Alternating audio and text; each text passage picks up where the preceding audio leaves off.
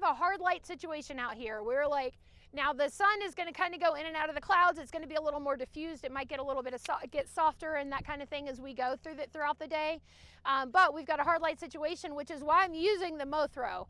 Two reasons I'm using the MoThro. I'm using the MoThro because it is windy. And if we were using a softbox, especially like what, you know, if I like a 32 or larger when I'm out on location, I like a 32 or larger softbox, and that thing would be going all over the place out here. And there would be like 3 of you holding onto the pole in the softbox trying to keep it aimed the right direction. So these are pretty wind resistant. So that's what I like to use those for. The MoThro is this.